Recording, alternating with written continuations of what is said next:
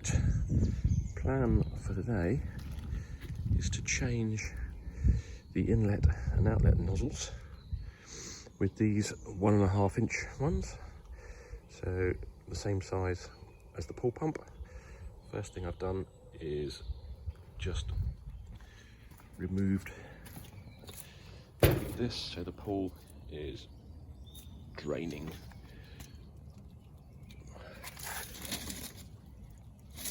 I can now start to tackle this one. So that hose has been removed.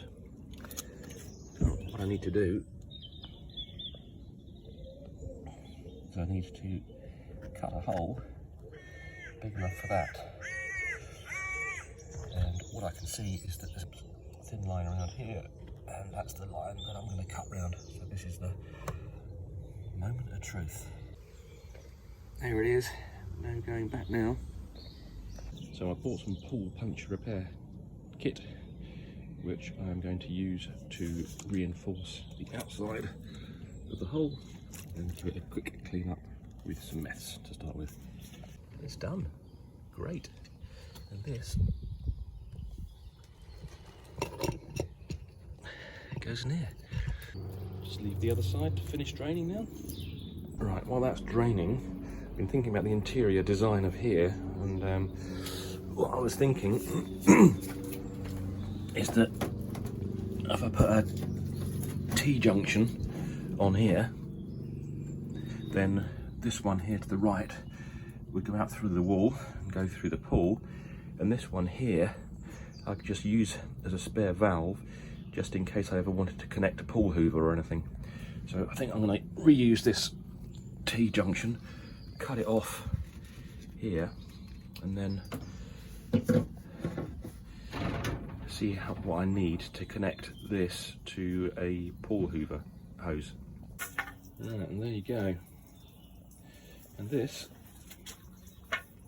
bit here will go through the wall here.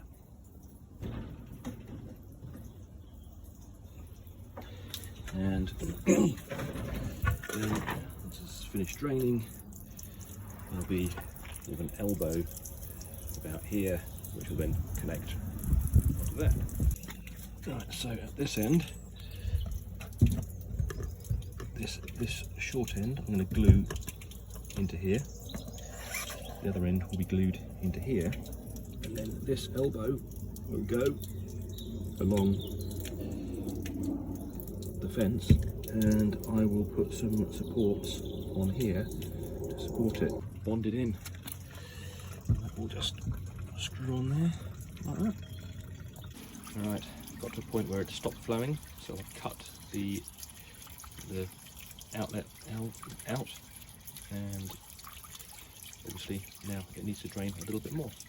Right, a little bit of maths required. So that is 37 degrees off, 37 centimeters off the ground.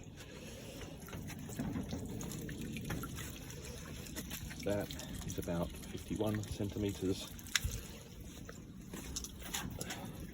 The distance between here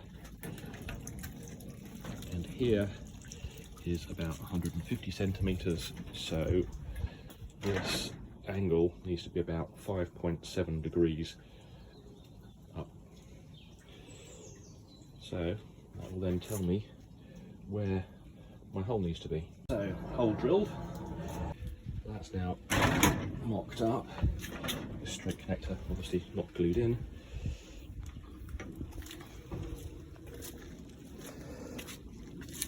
And this is about the right height, just a little bit of angle of dangle there, so I think that all should be good. Right, that's the second valve in. I'm going to leave it. I'm not going to cut the hole in here, so that now I can connect this end up. So I've bonded the screw joint onto that one, as I've done to the other side as well, the other outlet valve. Now, with those two not being a perfect angle, perfect right angle, the question is, can I use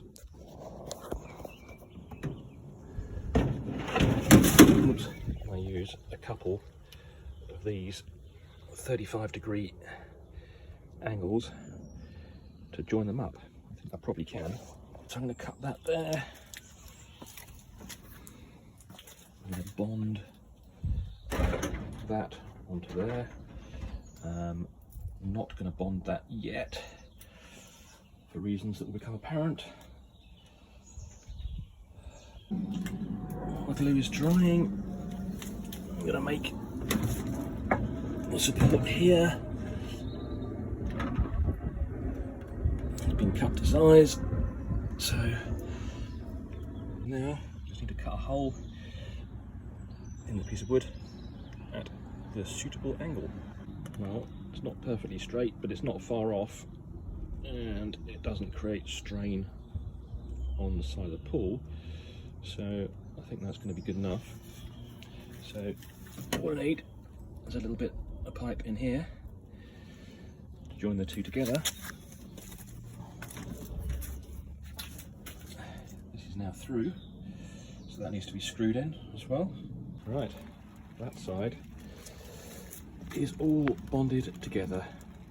Rain is stopping play, so I'm going to call it a day. Right, it is the next weekend, and you may see here, it's been raining all week rather, and that is now half full, so at about 1.5 centimetres or 2 centimetres of rain during the week. Gonna give the pool a quick scoop again, get a few more leaves out of it. This seems to be okay. Not sure about this, to be honest. Not sure how waterproof that's actually going to be. So I'm going to put some more glue around that, I think. So the plan is today to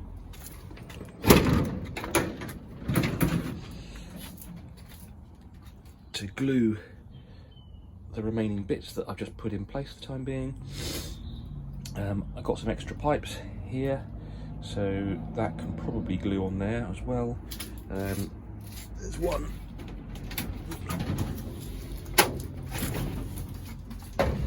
there that needs to be glued on. Otherwise, I need to connect this pipe obviously through here. Old new pipes arrived, and that's going to go onto there, and then hopefully I can test it today. Now to fit this, so I want to make this approximately level, so there we go. Hole drilled, connected. Yeah, it's 1/2 degree out, it'll do. Alright, this is more or less how it's going to go. That's going to be level there, elbow there, put a support on there, on the fence to support the pipe. It's going to come along here and then join into there. That's it, properly all mocked up, not glued in. Obviously come down and join there. So we'll take it all apart, glue it up, and it should be job done. So before I glue everything together, I need to put the support in place. Oh, perfecto. So with the hoses now drying, glue drying, the only thing I can do now is fill up the pool so that it covers that outlet there, and then I can give the pool a test. This is going to be my pool hoover tube. I bought this tail, so what I'm planning to do is put that on there, which has got a threaded end. That gets glued on there, and then this, once it goes into the flexible hose, it screws in there so I can remove it should I need to. And then that just goes in there and gets screwed on with a Jubilee clip. So that was pretty difficult to get in there, so I thought a little bit of heat gun, warm it up, and guess what? It melted it. So I think plan B, bit of lithium grease, bit of warmth, not heat, job done. All right, whilst the pool is filling, I'm gonna finally cut the hole here. Right, this is nearly full, clearing the outlets. I'm gonna give it a little bit longer, but meanwhile, inventorying all the stuff that I've got. So put the ladder over there, and then 2 nets, one of which is broken, a pool skimmer thing, that's a skimmer as well, that's a pool hoover, that's a sort of a brushy type affair thing, that's a pool hoover, that's a pool hoover, that sort of attaches to a garden hose by the looks of things and sort of sucks stuff, loads of chemicals, a box of random useless stuff because it fixed to the wrong size hose, lots of the wrong size hose, and a few other accessories, and a pool heater which won't work because it's for the wrong size hose, I think. Now you need to prime this by putting a bit of water in it, and I hope Rush. I'll turn that off and put the lid on before I flood my flimsy shed.